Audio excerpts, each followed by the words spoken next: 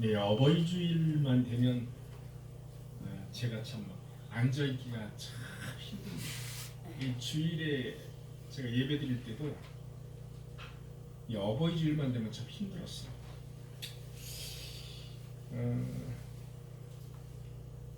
오늘의 그 말씀의 제목은 하나님의 사랑을 닮은 부모의 사랑이라는 말씀으로 제목을 잡았습니다. 사실 부모님의 사랑이라는 것은 여러분들이 저보다도 연세가 많이 드신 분도 있으니까 더 절절히 부모님에 대한 자식 사랑에 대해서는 우리가 말을 하지 않아도 다 인지상정일 것입니다. 오늘은 교회가 1년에 한 번씩 지키는 어버이 주일입니다. 어버이 주일. 예전에는 어머니 주일로 지켰었는데 왜 어머니만 있냐?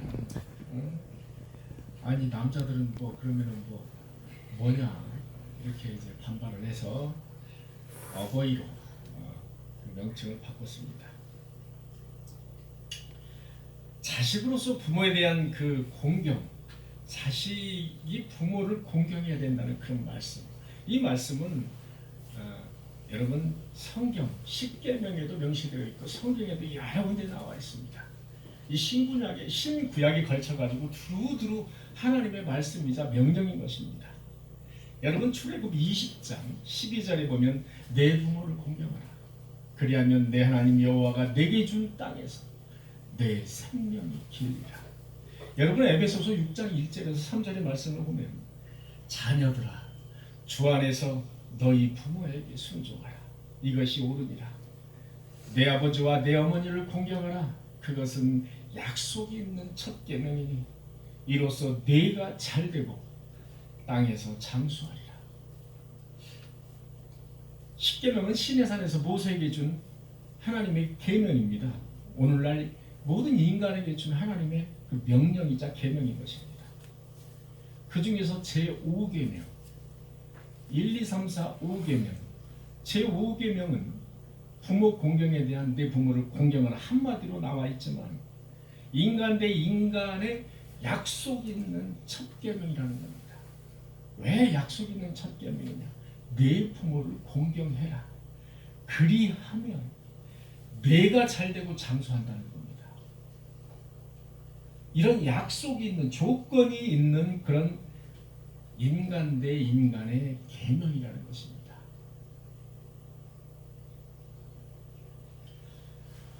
부모 공경의 뿌리이자 근본은 무엇인가?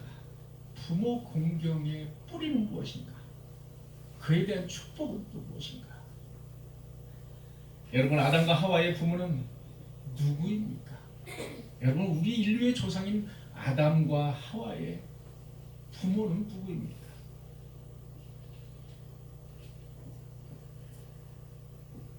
아담과 하와의 부모는 바로 인간을 하나님의 형상대로 만드신 하나님이십니다. 우리는 거기에서 뿌리를 찾지 않으면 뿌리를 찾을 곳이 없습니다. 흔히들 과학자들은 진화론자들은 이렇게 말을 합니다. 인간은 단세포에서 출발해서 다세포가 됐고 그래서 뇌를 가진 그런 동물이 되었다. 이렇게 말들을 합니다. 그러면 우리 인간의 조상은 결국 단세포이자 세포라는 것입니다. 우리는 그것을 믿지 않습니다. 그것은 잘못된 이론이기 때문입니다. 우리 인류의 조상인 아담과 하와를 창조하신 하나님이 바로 우리의 부모라는 사실입니다. 영적인 부모. 그래서 인간은 하나님을 경외하면서 하나님을 사랑하면서 살아야 되는 그런 존재로 태어난 것입니다.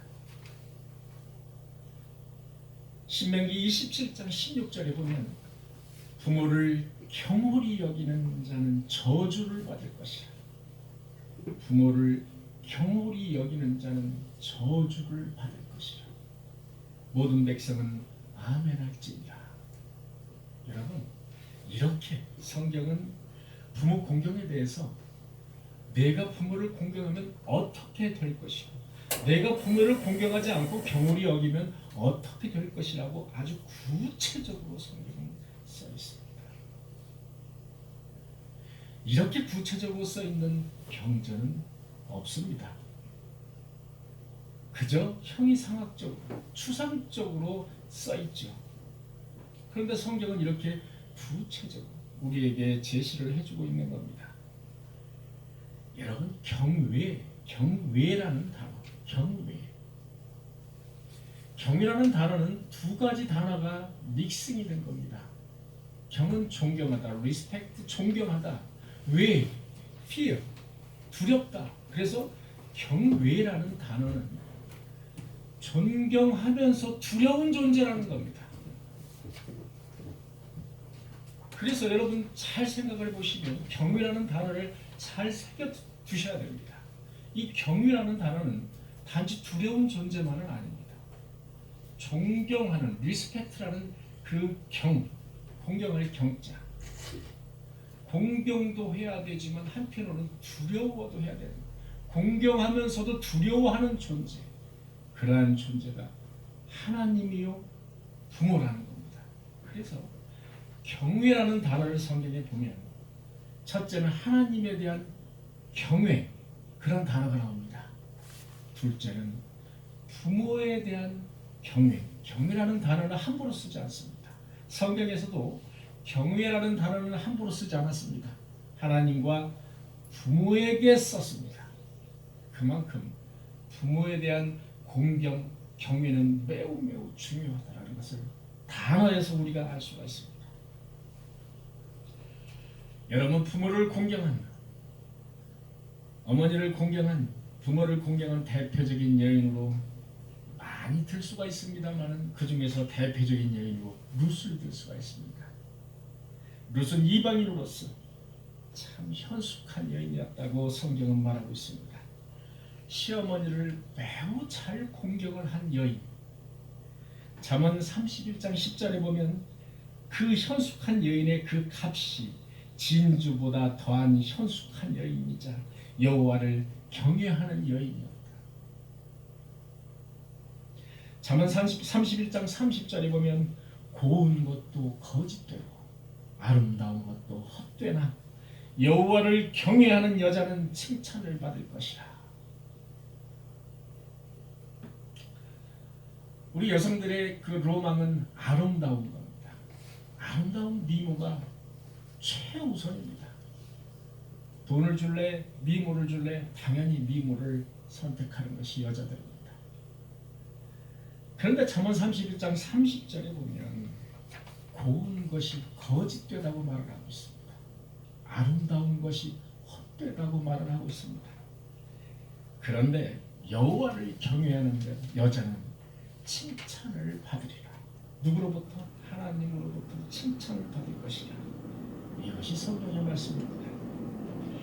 여러분, 시어머니 나오미라는 여자가 등장합니다. 남편은 엘리멜렉이라는 남자가 등장을 하죠. 자, 흉년이 들어서 이제 모압 지방에 가서 살다가 남편이 죽게 됐습니다. 그리고 난 후 사랑하는 두 아들마저 죽게 됐네요.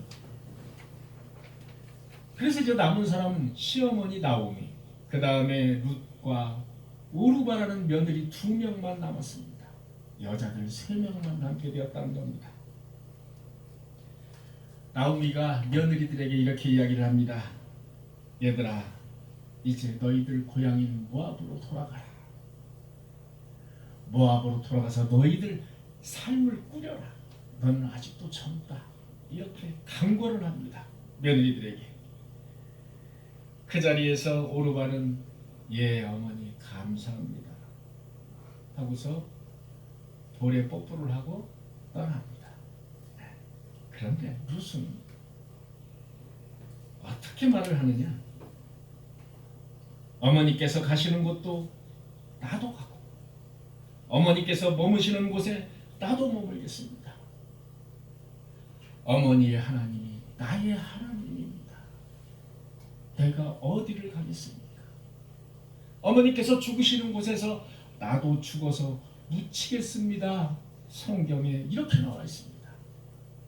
이거 정말 대단한 겁니다. 아니 며느리는 아직 새파랗게 젊습니다. 이제 너희 고향에 가서 재혼도 하고 이제 살아라, 아들 딸 낳고 살아라. 롯은 끝까지 어머니 죽으시는 곳에서 나도 묻히겠습니다. 어머니가 믿는 그 하나님이 나의 하나님이 되시리니, 이런 고백을 합니다. 아주 놀라운 고백입니다. 여러분, 당시에 나오미라는 시어머니가 재산이 많았을까요? 재산이 많아서 룻이 이렇게 엉겨 붙었을까요? 아니면 성격이 되게 매력적이었을까요? 아니면 나오미가 외모가 출중해서 그냥 따라만 다녀도 먹고 살 수 있을 것 같아서 그랬을까요? 도대체 당시에 룻을 사로잡은, 룻을 공경의 대상으로 보았던, 나오미를 공경의 대상으로 보았던 그 룻의 그 공경의 대상은 도대체 무엇이었냔 말입니다. 그것이 재산이었을까요? 성격이었을까요? 아니면 나오미의 외모였을까요? 룻은 단 한 가지만 본 것입니다. 시어머니의 신실한 하나님을 경외하는 그 신앙을 자기의 유산으로 물려받고 싶어 했던 것입니다. 이거 한 가지였습니다. 그것이 바로 시어머니를 공경의 대상으로 삼았던 이유였습니다. 여러분, 성경을 보면 나오미는 자기가 이렇게 아들, 딸, 자녀가 다 죽고 그 다음에 남편도 죽고 이런 것에 대해서 성경은 이렇게 말을 합니다. 여호와의 손이 나를 치셨다. 나오미는 이렇게 고백을 하는 겁니다. 여호와의 손이 나를 치셨다. 더 이상 나를 쫓아오지 마라. 너의 길을 가라. 여호와의 손이 나를 치셨다는 겁니다. 여호와께서 나를 이렇게 만드셨다는 것이죠. 나오미는 하나님을 철저하게 경외하는, 두려워하는 그런 마음을 가지고 있었던 그런 여인이었습니다. 결국 하나님은 효성 지극한 롯에게 임하셨습니다. 하나님을 경외하는 그런 룻에게 하나님께서는 임하셨다는 겁니다. 그에게 낳은 자식이 오벳이라는 자식입니다. 오벳은 이새를 낳습니다. 이새는 그 위대한 임금 다윗을 낳습니다. 그래서 거렁뱅이 룻이 다윗의 증조 할머니가 되었다는 겁니다. 놀라운 사실입니다. 더 놀라운 사실은 룻의 가문에서 예수 그리스도가 탄생했다는 겁니다. 이것은 정말 놀라운 사실이죠.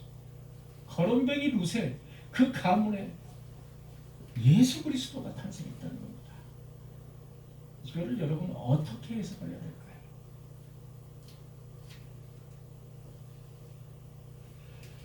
성경에서 말하고 있는 것은 사람의 외모도 아니고 재산도 아니라는 겁니다. 하나님을 얼마나 경외하는 신실한 마음을 가지고 있느냐, 이것이 가장 중요하다.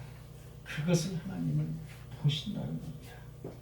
사랑하는 성도 여러분, 부모가 자식에게 남겨줄 수 있는 가장 큰 축복의 재산, 그것은 바로 하나님을 신실하게 경외하는 그 믿음이라는 사실을 다 함께 아멘으로 화답해 주시길 바랍니다. 아멘.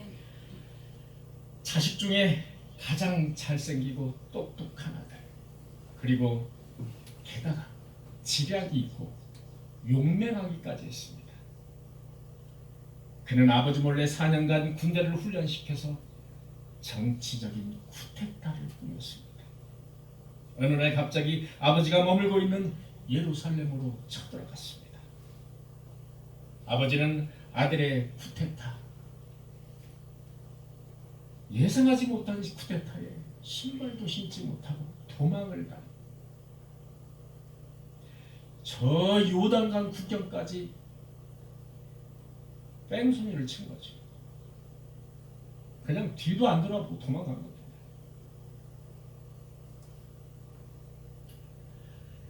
이 사건이 바로 배은망덕한 국제적인 사건, 예, 다윗의 아들 압살롬의 쿠데타 사건입니다. 이 사건이 오늘 본문의 말씀입니다. 여러분, 압살롬은 아버지에게 쿠데타를 일으켜서 예루살렘을 점령합니다. 그리고 나서 드디어 이제 왕좌에 올랐습니다.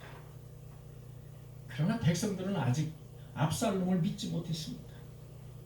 저거 배은망덕한 자식이네. 저거 아버지를 쫓아내고 어떻게 아버지가 시퍼렇게 살아있는데 저렇게 저럴 수가 있어. 말은 못해도 다 이렇게 생각하는 겁니다. 압살롬은 여기서 끝나지 않았습니다. 군대를 총동원해서 아버지를 죽이기 위해서 요단강 강까지 쫓아갑니다. 아버지를 죽이기 위해서. 자, 이렇게 되자 다윗도 이제 더 이상 물러설 곳이 없습니다.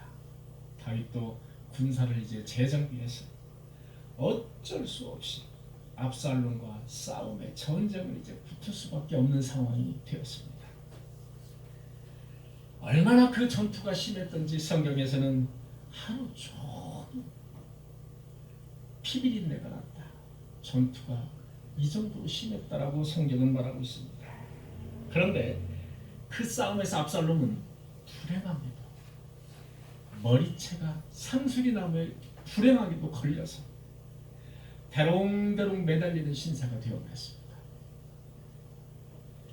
결국 압살롬은 다윗의 최측근 사령관인 요압에 의해서 목베임을 당하고 구덩이에 파묻혀 버리는 신세가 되었습니다. 이런 승리의 소식은 곧바로 다윗에게 전해졌습니다. 다윗은 요압으로부터 아들 압살롬을 죽이고 전쟁에서 승리했다는 희소식을 곧바로 전했습니다.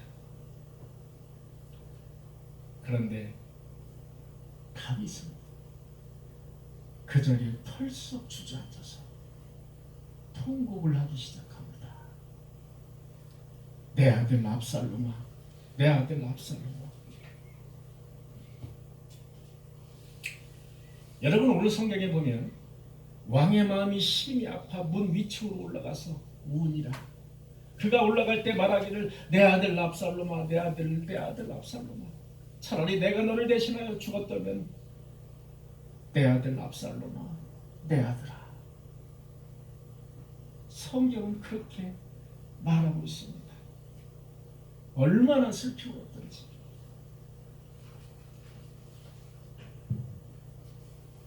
여러분, 사무엘하 19장 4절에 보면 왕이 그의 얼굴을 가리고 큰 소리로 부르되 내 아들 압살롬아, 내 아들 압살롬아, 내 아들아, 내 아들아 하니라. 여러분, 한나라의 쿠데타 반란을 진압하고 배신자를 없앤 겁니다. 이것은 어떤 개인적인 사적인 문제가 아니고 나라의 문제 아닙니까? 국가의 문제죠. 다윗은 왜 이렇게 앉아서 통곡을 했을까요? 자기를 죽이려고 마지막에 자기를 없애려고 쫓아왔던 그 압살롬을 자기 부하가 없애고 깨끗하게 죽였는데 천적을 죽인 거나 다름이 없지 않습니까? 그런데 왜 이렇게 다윗은 기뻐하지 않고 통곡과 통곡을 멈추지 않았을까요? 그것은 바로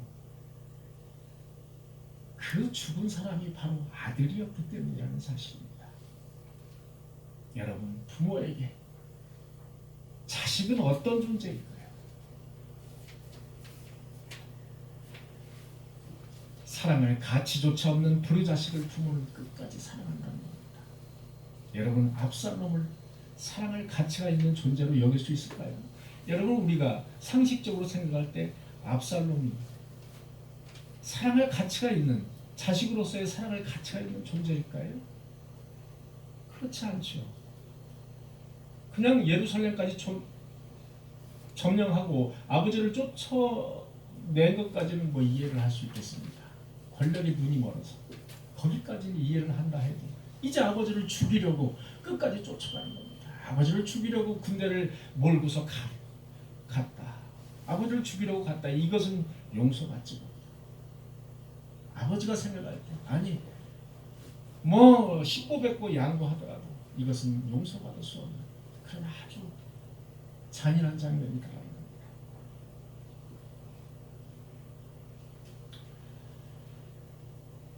압살롬은 차라리 태어나지 않았어야 할 존재, 심지어 예루살렘에 쳐들어와서 아버지의 후궁, 여러분 예루살렘에 점령해서 아버지의 후궁 첫 시겨먼과 멀던 대낮에 관계를 맺는 장면, 여러분 이런 걸 어떻게 보시나요? 다윗의 모든 것이 내 것이라는 선포, 하나의 상징적인 선포의 장면이거든요. 이렇게 못돼 먹은 압살롬 어떻게 봐야 되냔 말입니다. 게다가 아버지를 죽여 없애기 위해서 끝까지 공격하는 치밀함을 보인 압살롬, 이런 못돼 먹은 아들, 누가 그를 아들이라고 부를까요? 누가 그를 피가 섞인 아들이라고 부를 수 있겠느냐 말입니다.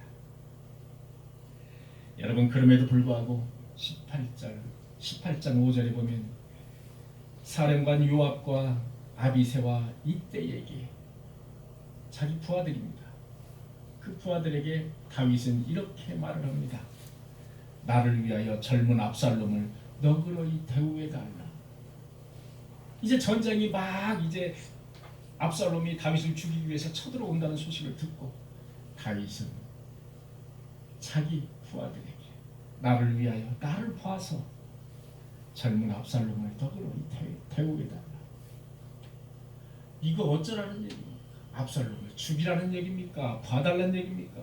압살롬을 봐주면 우리가 다 몰살할 것 같고 어떻게 하라는 얘기입니까?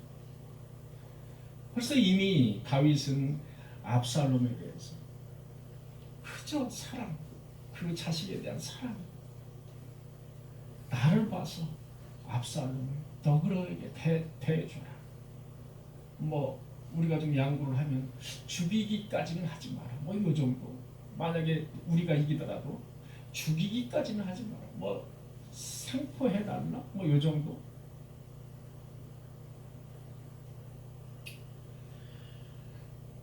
이렇듯 우리 부모는 끝까지 원수인 자식이라 할지라도 끝까지 사랑으로 보듬는 그런 장면을 우리는 볼 수가 있습니다. 아들이 죽었다는 그런 소식을 접하고 다윗은 체면이고 염치고 나발이고 이제 없습니다. 다 체면이고 다 왕이고 뭐 다 필요가 없는 겁니다. 그 자리에서 덜썩 주저하면서 대성통곡을 하는 모습을 우리는 성경에서 볼 수 있습니다. 성경을 보면 다윗이 대성통곡을 멈추지 않자 드디어 이런 소문이 국민들에게 퍼졌습니다. 그래서 국민들까지 전쟁에서 이기고도 국민들이 침몰했다. 그날은 침몰한 날로 기억을 한 겁니다. 이 정도로 다윗은 전쟁에 이기고도 자기 자식 압살롬이 죽은 그 날은 대성통곡의 날. 이것이 바로 부모의 사랑이라는 겁니다. 그런데 이것은 그리스도의 사랑과 아주 흡사한 측면이 있습니다. 하나님이 우리 인간을 볼 때 압살롬과 비슷한 존재라는 겁니다. 하나님은 우리 인간을 볼 때 압살롬과 아주 비슷한 존재다. 저는 그렇게 보여진다는 겁니다. 교만하고 하나님이 없다. 손바닥으로 눈을 가리면서 하나님이 어디 있냐. 그 얼굴에 침을 뱉고 배신을 밥 먹듯이 일삼는 그런 배신의 인간들. 그러나 하나님은 끝까지 이런 무가치한 인간들을 놓지 않으시고 은혜 가운데서 이끄셔서 우리를 저 본향으로 천국으로 이끄시는 놀라운 은혜를 베푸시는 그것을 보면 그 사랑의 깊이는 사뭇 서로 달라도 그 사랑의 감동만큼 부모님의 사랑이 하나님의 사랑과 닮았다, 아주 유사하다라고 볼 수 있다는 겁니다. 두 번째는 자식의 부모의 탓으로 돌립니다. 그리고 자식의 행복을, 자식의 잘됨을 자식의 탓으로 돌립니다. 자식의 불행은 내 탓으로 돌립니다. 이것이 부모의 심정이라는 겁니다. 사실 압살롬의 불행은 다윗의 탓입니다. 사실 압살롬의 탓이라고 보기가 어렵습니다. 성경의 전후 맥락을 보면 압살롬의 불행은 다윗의 탓입니다. 여러분, 다윗이라는 사람이 누굽니까? 자기의 믿었던 신하 우리아 장군을 죽이고 밧세바를 자기 아내로 취했던, 아주 잔인하기 이를 데 없던 그런 사람.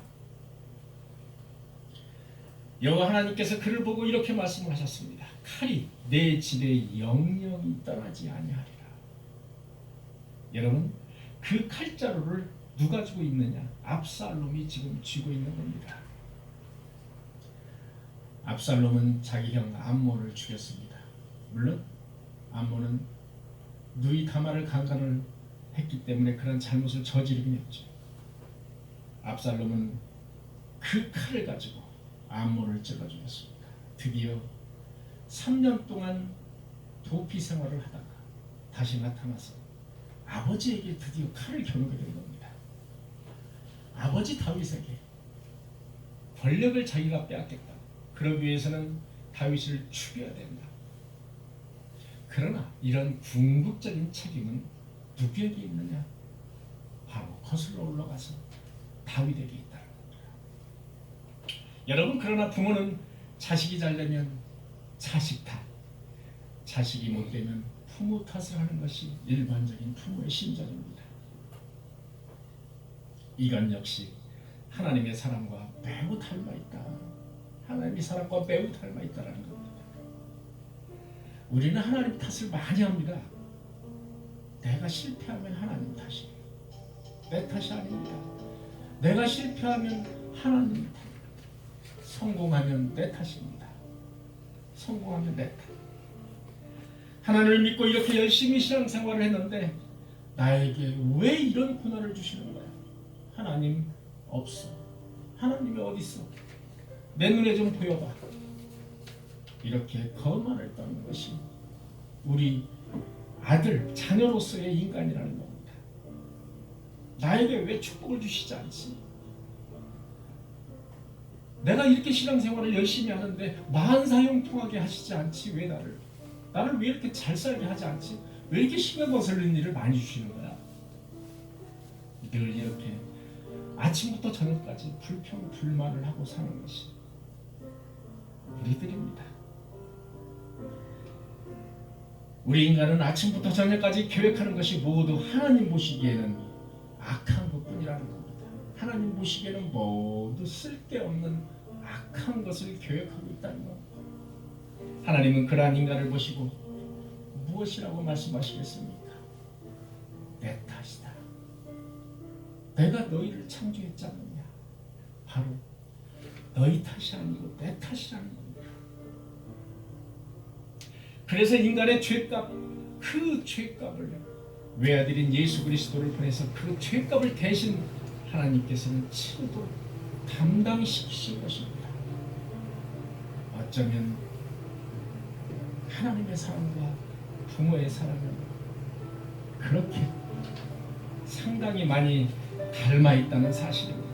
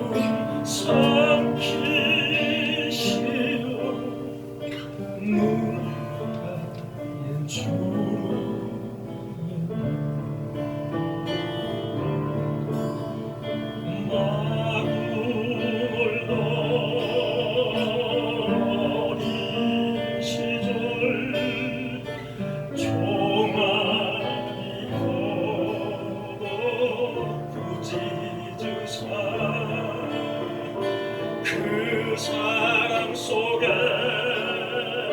나의 가슴 정리고 가득 차오. 말보다 할 수 없어 어머니 그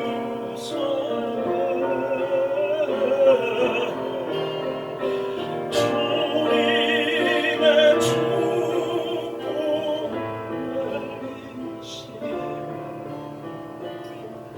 사랑 깊은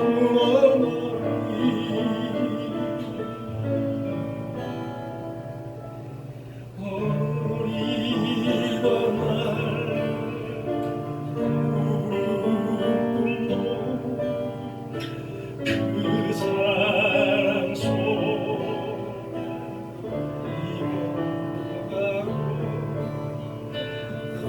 가녀린 팔뚝에 자랑스러운 새 힘이 차라.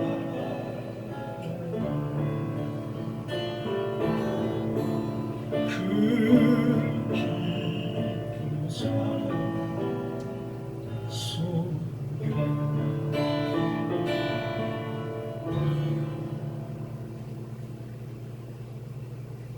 제가 이 노래를 더 부르면 끝까지 부르지를 못할 것 같아서 중간에 끊었습니다. 세 번째로 자식의 생명을 부모의 생명보다 더 소중하게 생각하는 것이 부모의 마음입니다. 여러분 사무엘하 18장 33절 왕의 마음이 심히 아파 문 위층으로 올라가서 우니라.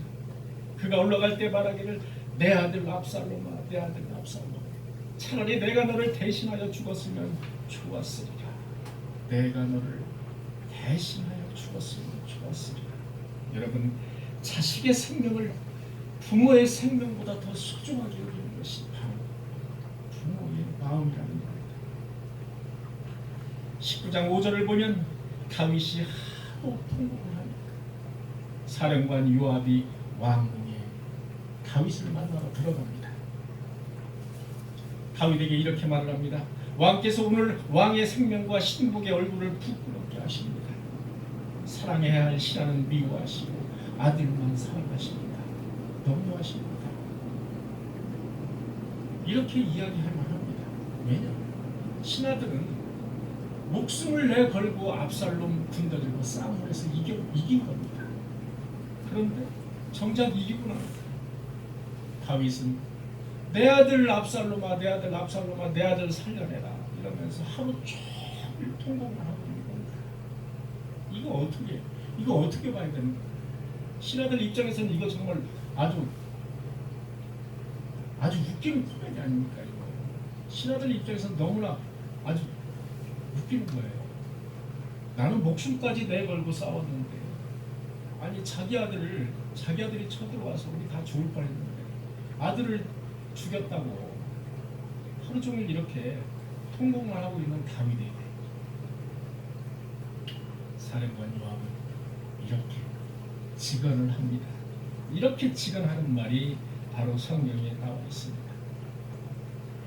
아들을 나라보다 자기의 왕관보다 더 앞세우고 싶었던 그런 다윗 부모의 입장, 그것이 사실 부모의 사랑인 것입니다. 이건 역시 하나님의 사랑과 매우 닮아있다. 자식의 생명을 다윗 당신의 생명보다 소중하게 여기는 부모의 사랑은 어쩌면 그렇게 우리를 향한 하나님의 헌신적인 사랑과 매우 닮아있다는 겁니다. 하나님께서는 우리 인간을 매일 죄를 물먹듯이 먹고 사는 우리 인간을 볼 수가 없었어요. 저러다가는 한 생명도 건질 수 없다는 것은 하나님 보시기에는 너무나도 잘 압니다. 그래서 하나님께서는 자기 독생자 예수를 이 땅에 보내시고 그 독생자 예수를 잡으셔서 십자가에서 과감히 잡으셔서 희생양으로 잡으셔서 속죄 제물로 드리게 하셔서 우리의 죄를 대신해서 그렇게 헌신한 그 사랑이 바로 부모의 사랑과 매우 닮아있다는 것. 사랑하는 성도 여러분, 자식된 노리로서 부모를 공경하고 경외하면서 이 땅에서 잘 되고 그리고 장수하는 여러분들이 되시고 그리고 부모로서 자식에게 축복된 신실한 믿음을 물려줄 수 있는 저와 여러분들이 되시기를 이 시간에 간절히 축원합니다. 아멘. 기도하시겠습니다. 주님 감사합니다. 오늘 어버이 주일을 맞이해서 우리가 어버이의 심정에 그 마음으로 돌아가서 하나님의 그 깊은 사랑과 그 마음을 헤아릴 수 없지만 잠시 헤아려봤습니다. 우리가 이 세상에 살면서 많은 죄를 물먹듯이 살고 있지만 하나님의 사랑으로 인해서 하나님의 은혜로 인해서 구원함을 얻게 하신 진심으로 감사드립니다. 이 시간 육적인 부모를 사랑하고 더욱더 공경하고 경외할 수 있는 그런 마음을 우리에게 허락하여 주시옵소서. 오늘 하루도 기쁜 마음으로 하루를 살게 하시고 하나님께는 영광되고 귀한 날이 되게 하여 주시옵소서.